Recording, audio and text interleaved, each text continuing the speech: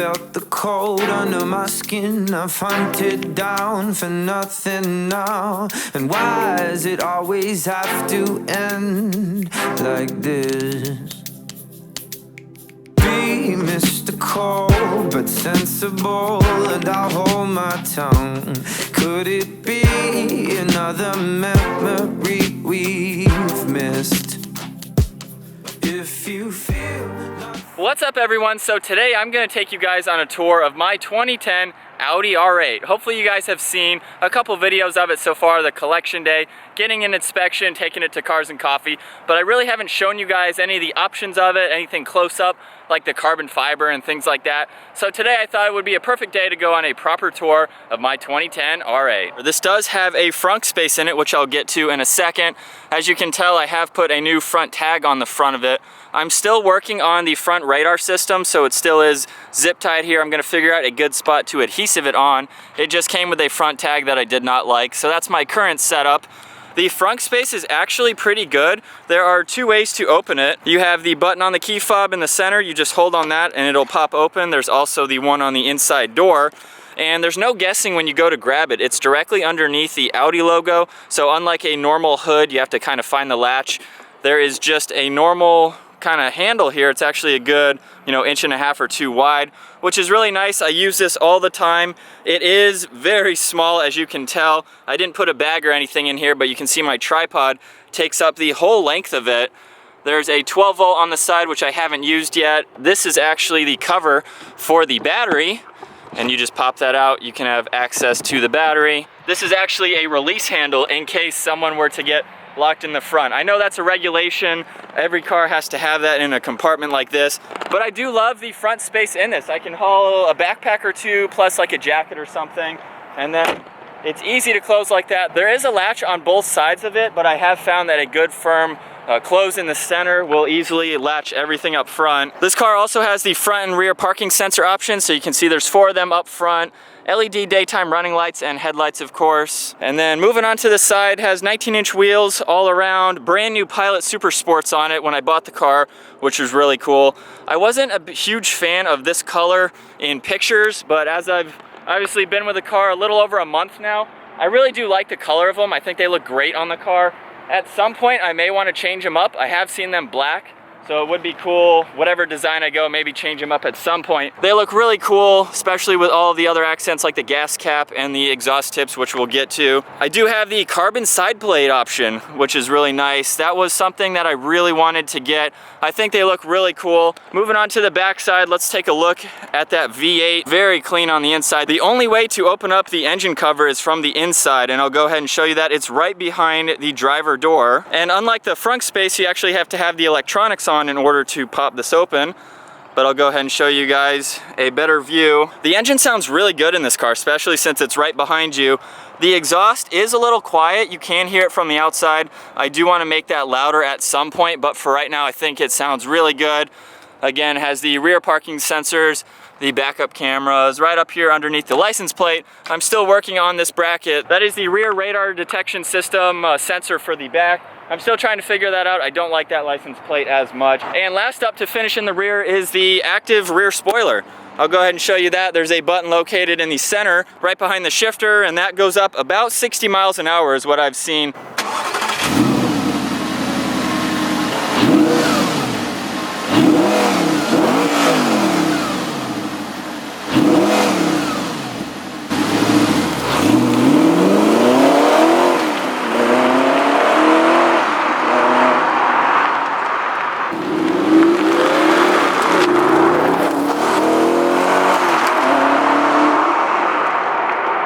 So that is a good look at the exterior of the car. Really the only options that this came with on the outside is the carbon fiber side blades. You can get those body colored, but what do you guys think? This is the exterior of my car. I think it looks super aggressive, super sharp. There's not too much I want to change to it, but in the future I do have some plans that would completely transform it, but for now, you can't argue with how this looks. Moving inside now to the R8. It is kind of odd that there's a window in the back, even though there's no back seats. I'll show you the storage space there. That makes the door just a little bit longer. You can see how much is past the window. So the door actually opens very wide. It can even go a little bit farther than that, which does pose a problem in my garage, but other than that, getting in and out of it is very easy. So on the inside, this has the extended leather package, which puts leather on the whole dash. Obviously, the seats are black leather. Full door panel is black leather, which is very nice. And then there's carbon fiber everywhere.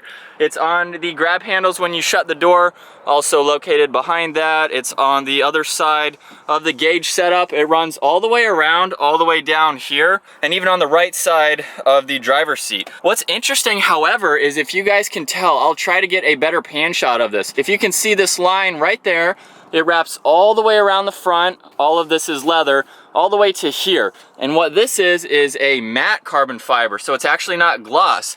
And the reason they did that is because glare coming in from the windshield would reflect into your eyes while driving. So that is a really cool option that Audi did to prevent any glare. Also up front is part of the Bang & Olufsen sound system. So there's a little speaker there. This has a subwoofer that's underneath the glove box. That was an option as well.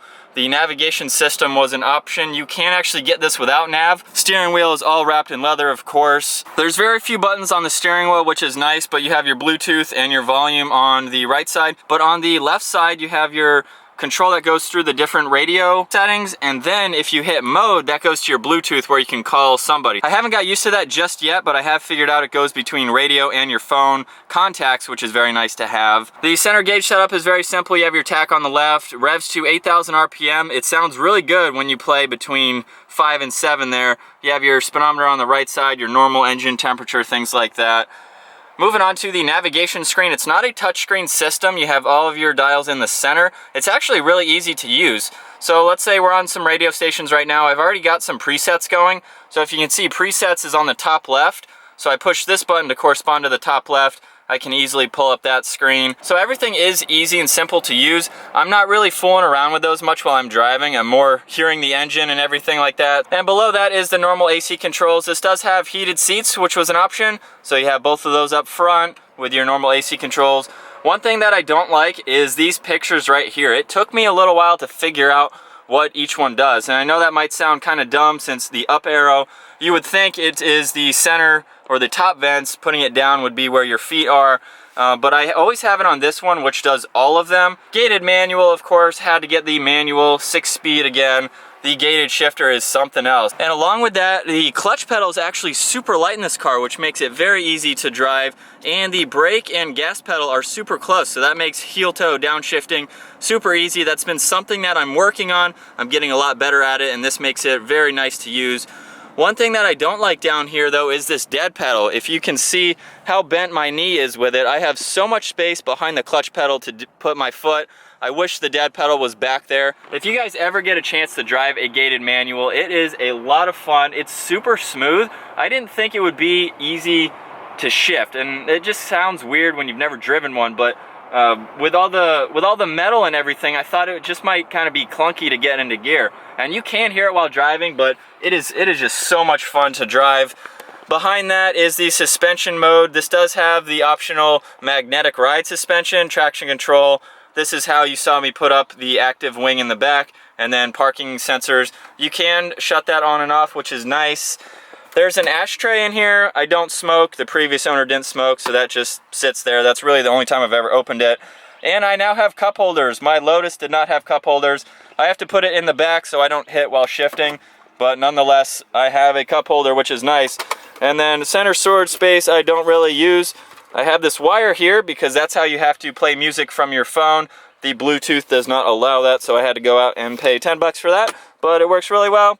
CD player behind that, which I've never used. And then you have a good amount of space back here. You can see that's where my sunglasses go. I've found that's the easiest way to do it. So that net is kind of really helpful. I don't put a lot of stuff back there. Glove box doesn't really have a lot of space either, but here's my remote for the radar detection system. Nice little pocket.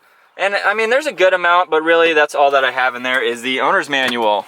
With this car, I actually got the original window sticker for it, which is really cool to go through. I'm going to go over all those options again. the Daytona Gray Pearl, so the color of this car, was actually $650. The enhanced leather, so all the leather, the seats and everything, $5,500. The carbon fiber inlays on the interior, so the door handle, down here below each leg, around the entire dash and everything, was $2,500. So those side blades, $2,300. The navigation screen was $2,100. And then I actually have a premium technology option. So that gives me the rear camera, everything like that. It actually has hold assist when you're on a hill, putting it into first gear. Auto dimming, oh yeah, the side mirrors are folding as well. That was $2,100, and then the sound system was $1,800. If you do the math, that's about 13 grand in options that the original owner spec'd this car from the factory. It shows the MPG 12 city, 19 highway. Oh, it actually tells you expected range for most drivers, 9 to 15 in the city, 15 to 23 in the highway. I'm pretty heavy-footed in this car simply because it's a lot of fun. I think I'm around 10 miles to the gallon right now, maybe even single digits. It cost me about $50 to fill this car up, and I've had to fill it up 4 or 5 times in my 1 month of ownership. So there you have it, a tour of my 2010 Audi R8. This has been such an awesome car so far in the last month of ownership.